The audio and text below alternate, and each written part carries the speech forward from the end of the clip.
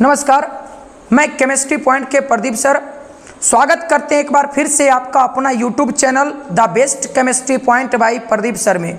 Sir, हम लोग कल पार्ट 2 में 10 नंबर ऑब्जेक्टिव से लेकर के 20 नंबर ऑब्जेक्टिव तक कवर किए थे। यानी आपको पार्ट 1 में 1 से लेकर के 10 ऑब्जेक्टिव तक कल बताए थे। ठीक उसी तरह से पार्ट नंबर 2 में आपको 10 ऑब्जेक्टिव से लेकर के 20 ऑब्जेक्टिव तक कवर किए थे। सर, आज हम लोग पार्ट 3 में हम लोग फिर से मतलब 20 नंबर ऑब्जेक्टिव से लेकर के 30 नंबर ऑब्जेक्टिव तक क्लियर करेंगे, क्योंकि आपको फर्स्ट वीडियो में ही बता दिया गया था कि हम लोग जितने भी वीडियो का पार्ट पढ़ेंगे, मतलब जितना भी वीडियो आएगा उस वीडियो में प्रत्येक दिन आपको 10-10 ऑब्जेक्टिव ही करवाया जाएगा। सर, तो चलिए हम लोग ज्यादा समय ना लेकर करके आज हम लोग पार्ट 3 का तीसरा वीडियो मतलब तीसरा ऑब्जेक्टिव की ओर चलते हैं। मतलब पार्ट 3 का पहला ऑब्जेक्टिव की ओर चलते हैं। सर, इसका सबसे पहला ऑब्जेक्टिव कहता है क्या?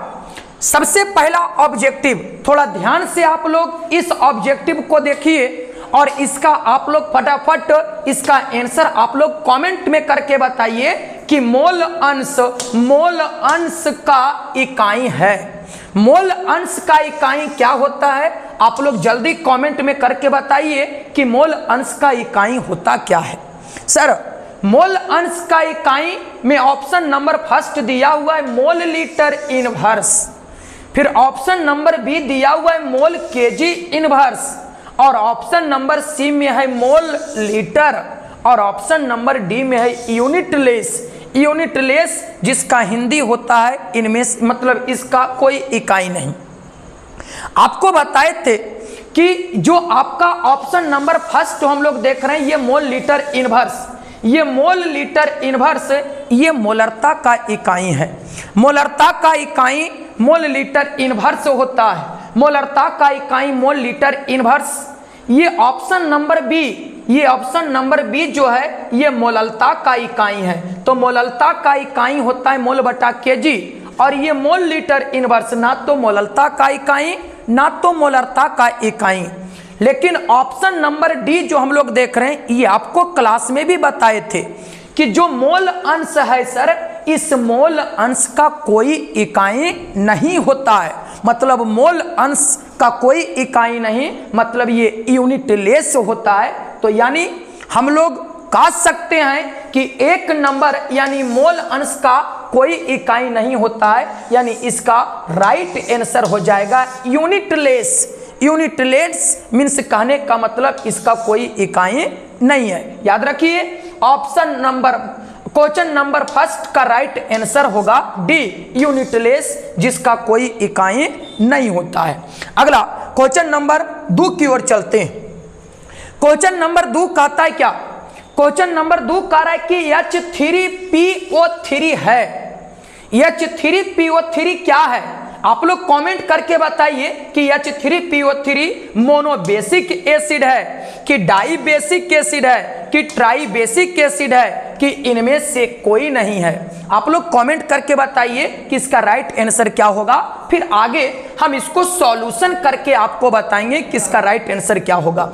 चलिए इसका राइट आंसर हम लोग समझते हैं सर कि H3PO3 क्या है, मोनोबेसिक एसिड कि डाइबेसिक एसिड, और समझते हैं। थोड़ा सा गौर से ध्यान से समझिए।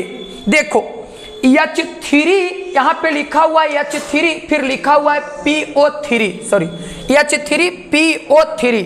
बताओ इस H3PO3 में किसकी संख्या कम है? तो H3PO3 में लगता है P की संख्या कम है। तो जिसकी संख्या कम रहेगा पहले आप उसको लिखिए।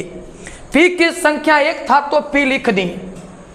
अब बताओ इसके साथ ऑक्सीजन 3 गो है। तो सबसे पहला कॉन्सेप्ट में आपको समझना होगा सर कि ऑक्सीजन जब 3 गो रहता है तो एक ऑक्सीजन को हमेशा जोड़ा जाता है डबल बॉन्ड के साथ, और बाकी 2 गो बचा हुआ ऑक्सीजन, उस ऑक्सीजन को हम लोग जोड़ देते हैं सिंगल बॉन्ड के साथ जोड़ देते हैं। अरे 3 ऑक्सीजन था तो 3 ऑक्सीजन में 1 ऑक्सीजन को कर दिए डबल बॉन्ड से, बाकी 2 ऑक्सीजन बचा हुआ था तो वो दोनों ऑक्सीजन को कर दिए सिंगल बॉन्ड से। अब करना क्या है कि जहां पे सिंगल बॉन्ड ऑक्सीजन आप लगाएं, उस सिंगल बॉन्ड ऑक्सीजन से किसको जोड़ना है? H को जोड़ना है। देखिए अगर यहां पर सिंगल बॉन्ड है तो यहां पर जोड़ेंगे हाइड्रोजन को, और यहां भी सिंगल बॉन्ड है तो जोड़ेंगे हाइड्रोजन को। और अगर ऊपर में अगर हम हाइड्रोजन को कर देते हैं सर, ऊपर वाले ऑक्सीजन में अगर हम हाइड्रोजन को ऐड कर देते हैं तो इस ऑक्सीजन के पास से टोटल बॉन्ड की संख्या होगा 3। और याद रखिए दुनिया में ऑक्सीजन ही एक ऐसा परमाणु है सर जो 2 से ज्यादा बॉन्ड का निर्माण नहीं करता है। अगर इसमें हम एक हाइड्रोजन को और जोड़ देते हैं तो ऑक्सीजन ये बना लेगा 3 बॉन्ड, और ऑक्सीजन कभी भी 3 बॉन्ड का निर्माण नहीं करता है। इसलिए जो एक हाइड्रोजन बचा हुआ है उस हाइड्रोजन को आप जोड़ दीजिए P के साथ। अब क्लास यानी सॉल्यूशन वाला चैप्टर पढ़ा रहे थे तब वहां पर बताए थे कि यहां पर बेसिसिटी वही कहलाता है जो OH के साथ बाहर निकलता है। देखिए अब इसमें आप गिन करके देखिए कि कितना OH है। तो एक OH यहां पर, एक OH यहां पर, यानी इसमें टोटल OH की संख्या है 2। और बताए थे कि जिसमें OH 1 रहेगा उसको बोलते हैं मोनो बेसिक एसिड, और जिसमें OH की संख्या 2 होता है उसको बोलते हैं डाई बेसिक, और जिसमें OH 3 गो रहेगा तो उसको बोलते हैं ट्राई बेसिक। बताओ इसमें OH की संख्या 2 है और जिसमें OH की संख्या 2 रहेगा उसको मोनो नहीं बल्कि क्या कहा जाता है? डाई। इसलिए ऑप्शन नंबर मतलब क्वेश्चन नंबर 2 का राइट आंसर होगा बी। याद रखिए H3PO3 को कहा जाता है डाई बेसिक एसिड। दिक्कत। नेक्स्ट अगला वीडियो, अगला क्वेश्चन की ओर चलते हैं। अगला क्वेश्चन कहता है क्या? निम्नलिखित में कौन ट्राई बेसिक है? ट्राई बेसिक मतलब कौन ट्राई बेसिक होगा? इसको आप लोग जल्दी कमेंट करके बताइए कि निम्नलिखित में कौन ट्राई बेसिक है। बताओ। ऑप्शन नंबर ए दिया हुआ H2SO4, ऑप्शन नंबर बी दिया हुआ H3PO2, ऑप्शन नंबर सी है H3PO3 और ऑप्शन नंबर डी है H3PO4। आओ इसका राइट आंसर हो जाएगा निम्नलिखित में से कौन ट्राई बेसिक है? तो ट्राई बेसिक आपका हो जाएगा ऑप्शन नंबर डी। कैसे ऑप्शन नंबर डी होगा सर? अभी आपको बता रहे थे। यहां पर देखना है कि सब ऑब्जेक्टिव, इसका मतलब राइट आंसर डी। तो डी कैसे होगा थोड़ा सा इसको मतलब इसका डिस्कशन करते हैं। यहां पर फास्फोरस की संख्या 1, तो जिसकी संख्या 1 रहेगा मतलब जिसकी संख्या कम रहेगा पहले आप उसको लिखिए। तो फास्फोरस की संख्या 1 है तो लिख दिए फास्फोरस। अब यहां पर समझेंगे, अब इस फास्फोरस से ऑक्सीजन 4 गो है तो एक ऑक्सीजन को जोड़ देंगे डबल बॉन्ड से और बाकी बचा हुआ ऑक्सीजन को जोड़ देंगे सिंगल बॉन्ड से। तो यहां पर ऑक्सीजन, यहां ऑक्सीजन, यहां ऑक्सीजन। बताओ इसमें टोटल ऑक्सीजन हो गया 4, एक ऑक्सीजन ऊपर, एक नीचे, एक लेफ्ट, एक राइट, यानी हो गया 4। अब क्या बताए थे कि जहां पर आप सिंगल बॉन्ड ऑक्सीजन लगाएं उस सिंगल बॉन्ड ऑक्सीजन से बताओ आपको क्या जोड़ना होगा? हाइड्रोजन जोड़ना होगा। देखो तो यहां पर ऑक्सीजन है सिंगल बॉन्ड से तो एक हाइड्रोजन यहां, एक हाइड्रोजन यहां और एक हाइड्रोजन यहां। बताओ अभी बता रहे थे कि बेसिसिटी वही कहलाएगा जो OH के साथ बाहर निकलेगा। तो एक OH यहां, एक OH यहां और एक OH यहां, यानी H3PO4 में बताओ टोटल OH की संख्या कितना है सर? 3। और जिसमें OH की संख्या 3 रहता है उसी को बताओ हम लोग क्या बोलते हैं? Try basic. इसलिए क्वेश्चन नंबर 3 का राइट आंसर याद रखिए H3PO4 इसका राइट आंसर होगा। अगर पूछ दिया कि निम्नलिखित में कौन ट्राई बेसिक है तो ट्राई बेसिक हमेशा बताओ कौन होगा? H3PO4। नेक्स्ट क्वेश्चन नंबर 4 की ओर चलते हैं। क्वेश्चन नंबर 4 कहता है क्या कि H2SO4 का बेसिसिटी है, यानी H2SO4 का बेसिसिटी क्या होता है सर? याद रखना ये H2SO4 ये आपका अम्ल है, और जो अम्ल होता है उसका हम लोग निकालते हैं भास्मिकता, और जो भास्मिकता होता है उसका निकालते हैं अम्लीयता। और यहां से H2SO4, तो H2SO4 ये आपका अम्ल है, और जो अम्ल रहेगा उसका हम लोग निकालते हैं भास्मिकता। तो भास्मिकता का पहचान करना बहुत आसान। देखो इस H2SO4 में देखिए हाइड्रोजन की संख्या कै गो है। H2SO4 में हाइड्रोजन की संख्या 2 है, इसलिए इसका राइट आंसर कितना होगा 2। यानी कह सकते हैं कि H2SO4 का बेसिसिटी कितना होता है 2। यानी इसी को और करके बोलते हैं कि सल्फ्यूरिक एसिड जिसका फार्मूला H2SO4 और इस H2SO4 का भास्मिकता 2। भास्मिकता 2 कैसे? तो इसमें हाइड्रोजन की संख्या 2 है, इसलिए इसका भास्मिकता कितना होगा 2। मीन्स कहने का मतलब बेसिसिटी होगा 2। अगला क्वेश्चन नंबर 5 की ओर चलते हैं। क्वेश्चन नंबर 5 कहता है क्या? बहुत आसान का कॉन्सेप्ट है सर। CH3COOH का बेसिसिटी है, मतलब ये भी आपका एक प्रकार के अम्ल है सर, और इस अम्ल का बेसिसिटी कहता है, तो इसका बेसिसिटी हो जाएगा 1। इसका राइट आंसर यानी क्वेश्चन नंबर 5 का राइट आंसर होगा बी, यानी 1 होगा। नेक्स्ट क्वेश्चन नंबर 6 की ओर चलते हैं। क्वेश्चन नंबर 6 कहता है क्या कि यानी AOH का एसिडिटी, यानी AOH क्लास में बताए थे कि जिसके नाम के अंत में OH है, नाम के अंत में OH, एक मतलब उसको बोलते हैं क्षार, और जो क्षार रहता है उसका हमेशा निकालते हैं अम्लीयता, और अम्लीयता निकालने का आपको बताए थे, और मतलब क्षार जो रहता है उसका निकालते हैं अम्लीयता, और अम्लीयता निकालने का ट्रिक बताए थे। क्या बताए थे सर? तो बताए थे कि जिस भी किसी क्षार के अंत में जितना OH होता है, जो OH रहेगा वही OH की संख्या को कहते हैं एसिडिटी, और इस एसिडिटी का हिंदी होता है अम्लीयता। तो देखिए ना सर, यानी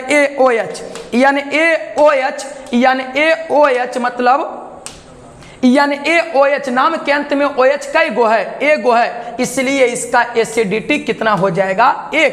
यानी याद रखना, यानी AOH का एसिडिटी 1। कैसे 1?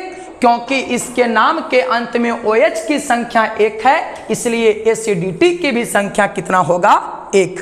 अगला क्वेश्चन नंबर 7 की ओर चलते हैं। सर अभी बता रहे थे कि अगर किसी के नाम के अंत में OH, नाम के अंत में OH है, तो OH मीन्स कहने का मतलब क्षार। बताओ यहाँ पे लिखा हुआ है MgOH का होल 2 का कारा एसिडिटी, तो बताओ एकर अंत में लगल है OH, एकर मतलब ये कहलाएगा आपका क्षार, और जो क्षार रहता है उसका निकालते हैं एसिडिटी, जिसका हिंदी बताओ क्या होता है अम्लीयता। तो अम्लीयता का पहचान करना बहुत आसान, देखना है अंत में OH की संख्या कितना है। तो MgOH का होल 2, एकर मतलब अंत में OH की संख्या 2 है। अंत में OH की संख्या 2 है, इसलिए इसका एसिडिटी यानी अम्लीयता भी कितना होगा 2। नेक्स्ट क्वेश्चन नंबर 8 की ओर चलते हैं। क्वेश्चन नंबर 8 कहता है क्या कि वह अवयव जो विलयन में कम मात्रा में उपस्थित होता है। आप लोग बताइए कि जे मतलब वह अवयव जो विलयन में कम मात्रा में उपस्थित, बताए थे सर कि ये विलयन को जो हम लोग देख रहे हैं, ये विलयन साधारणतः 2 चीज से बना होता है सर, जिसमें सबसे पहला बनता है विलेय और दूसरा बनता है विलायक। जब विलेय को और विलायक को, ये दोनों को आपस में एक साथ कंबाइंड किया जाता है, मतलब जोड़ा जाता है सर, तो जोड़ने पर जो बनता है उसी को क्या कहते हैं विलयन। तो कहता है क्या कि वह अवयव जो विलयन में कम मात्रा में उपस्थित, मतलब जो विलयन में कम मात्रा में उपस्थित रहता है उसका नाम क्या देते हैं? तो ऑप्शन नंबर ए, देखो ऑप्शन नंबर ए थोड़ा सा टाइपिंग में मिस्टेक हो गया, ऑप्शन नंबर ए सॉल्यूट होगा, सॉल्यूट SOLUTE, जिसका हिंदी होता है विलेय। सॉल्यूट जिसका हिंदी विलेय, सॉल्यूट SOLUTE, सॉल्यूट जिसका हिंदी हो जाएगा विलेय। और यहाँ पे ऑप्शन बी सॉल्वेंट जिसका हिंदी होता है विलायक, और यहाँ ऑप्शन सी है सॉल्यूशन जिसका हिंदी होता है विलयन, और नन ऑफ दीज मतलब इनमें से कोई नहीं। आप लोग कमेंट करके बताइए कि वह अवयव जो विलयन में कम मात्रा में उपस्थित होता है उसे क्या कहते हैं। आपको पूरी डिटेल से सॉल्यूशन के बारे में बताया गया था सर कि विलयन में जो कम मात्रा में उपस्थित होता है उसे हम लोग विलेय कहते हैं, और विलयन में जो अधिक मात्रा में उपस्थित होता है उसे विलायक कहा जाता है। याद रखना क्वेश्चन नंबर 8 का राइट आंसर सॉल्यूट जिसका हिंदी क्या होता है विलेय, यानी कह सकते हैं कि विलयन में जिसकी मात्रा कम उसे हम लोग विलेय के नाम से जानते हैं। अगला क्वेश्चन नंबर 9 की ओर चलते हैं। क्वेश्चन नंबर 9 कहता है क्या कि समान ताप एवं दाब पर किसी गैस के 1 मोल का आयतन होता है। समान ताप एवं दाब पर किसी गैस के 1 मोल का आयतन कितना होगा, कमेंट करके बताइए। शायद ये लगता है लेक्चर फर्स्ट मतलब पार्ट 1 में भी ये ऑब्जेक्टिव बताया गया था। समान ताप एवं दाब पर किसी गैस के 1 मोल का आयतन, आप लोग फटाफट कमेंट करके बताइए 9 नंबर का राइट आंसर क्या होगा। तो 9 नंबर का राइट आंसर होगा 22.4 लीटर, यानी समान ताप एवं दाब पर किसी गैस के 1 मोल का आयतन कितना होता है 22.4 लीटर। नेक्स्ट लास्ट क्वेश्चन की ओर चलते, थोड़ा ध्यान से समझ करके इसका आप लोग राइट आंसर दीजिए। राइट आंसर बताइए 10 का क्या होगा, बताओ। अभी बता रहे थे इसके पीछे कि वह अवयव जो विलयन में कम मात्रा में उपस्थित होता है उसको बोलते हैं विलेय। अब कहता है क्या कि वह अवयव जो विलयन में अधिक मात्रा में उपस्थित होता है उसको क्या कहते हैं। देखो ऑप्शन नंबर ए सॉल्यूट जिसका हिंदी हो जाएगा रे बाबू विलेय, सॉल्वेंट जिसका हिंदी होता है विलायक, और सी सॉल्यूशन जिसका हिंदी होता है विलयन, और नन ऑफ दीज मतलब इनमें से कोई नहीं। अब बताओ, तो वह अवयव जो विलयन में कम मात्रा में हो रहा था उसको बोल रहे थे विलेय। अब बताओ वह अवयव जो विलयन में अधिक मात्रा में उपस्थित होगा रे विनोद, तो उसको क्या बोल देंगे विलायक, यानी 10 नंबर का राइट आंसर होगा बी। चलिए फिर हम लोग मिलते हैं नेक्स्ट वीडियो की ओर, फिर से चलेंगे। ये 30 ऑब्जेक्टिव इस वीडियो में कंप्लीट किए। अगला पार्ट नंबर 4 में हम लोग 30 से कवर करेंगे 40 ऑब्जेक्टिव की ओर। चलिए आज के लिए बस इतना ही।